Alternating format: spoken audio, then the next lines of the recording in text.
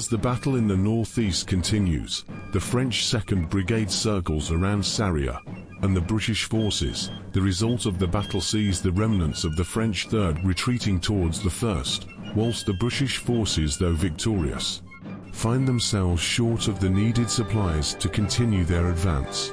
In the southwest, the French 4th moved up to take the British commander's winter camp, while on the opposite end, the British Supply Company moves toward another village.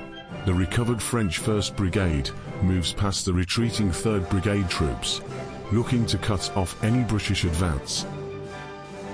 The French forces converge, with the 2nd and 4th continuing to make their way to cut off the British supply line. As the British Supply Company makes their way north, it looks like the British are close to their goal of securing the region. In Sarria Field Marshal, Sir Percival Giffard gets reports of the French forces in his rear, and turns his forces around chasing the French 2nd Brigade. The French 3rd Brigade survivors continue to stream north, as the 4th are on the outskirts of the British winter barracks.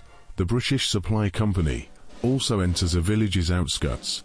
General Halliday's 4th Brigade almost catches the French 2nd on the road, as all the forces near the mountains begin to congregate. As the French start to recover in the far north, the British secure a holding in another village. Field Marshal Sir Percival Giffard's forces form a long line as the French take over the mountain town that was once under British control. In the northeast, the French 1st Brigade advanced south, in the belief that the British forces would be falling back to recover post-battle. The French cavalry raced down the highway, looking to secure the many bridges across the Rio Poderoso. The British Highlanders advanced to meet the French 1st Brigade, with support from the British 3rd, while Giffard's forces collate around their former holdings, and the French commander leaves his town, possibly seeking to retake Sarria.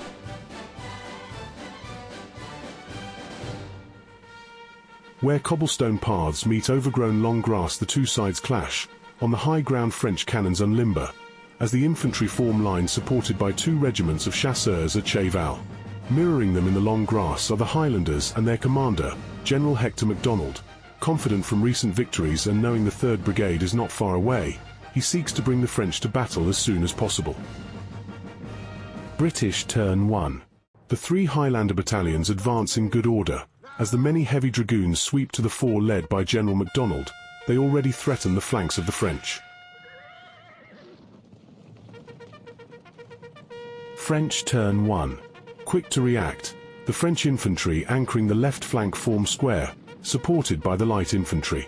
Meanwhile, the remaining line troops move forward to secure important sites on the battlefield, with the chasseurs holding back in support.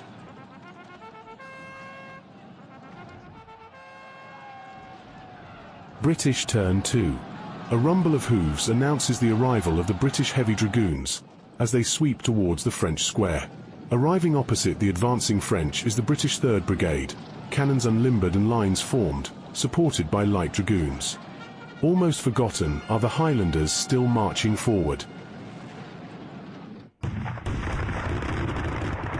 French turn 2. Cannons roar, taking a toll on the British line. The square and skirmishers pepper the oncoming cavalry, dropping a few but in no way slowing the assault.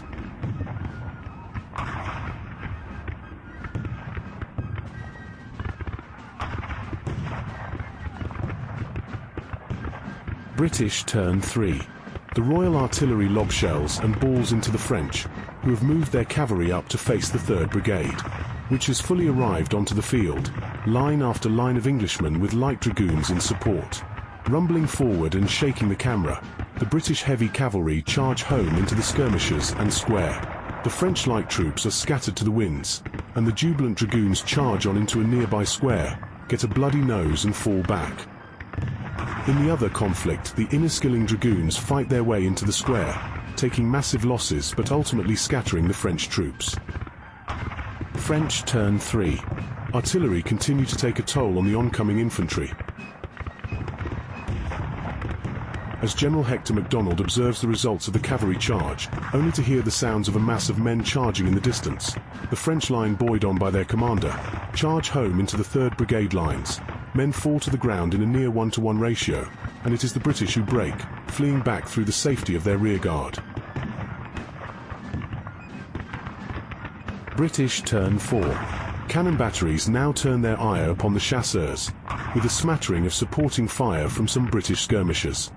And the cries of men and horses echo across the field.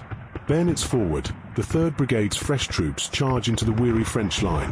At the same time, Hector rallies and consolidates the British heavy horse around himself. The infantry melee is brutal, with the French giving a good account before their time is up. French turn 4. Cannon seeks to finish off the depleted English battalion. Skirmishers from the remaining square and French line take shots of opportunity at the British heavy dragoons. While their commander sends scouts to the rear, he was under the impression that he would be joined by the French 3rd Brigade on this day. Their failure to arrive promptly may have already decided the British turn 5. Smoke fills the field as muskets pop off all along the British line, felling many a brave chasseur, breaking one of the regiments, piling more pressure on their commander.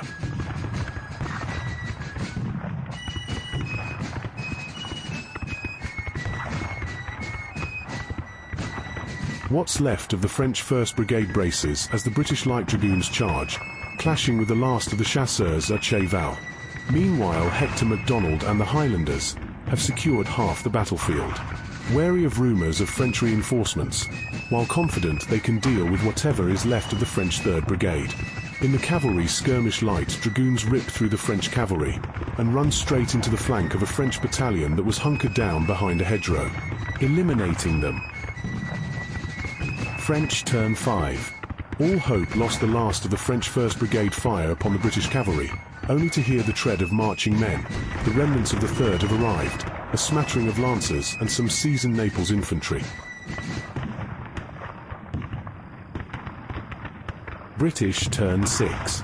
Surprise.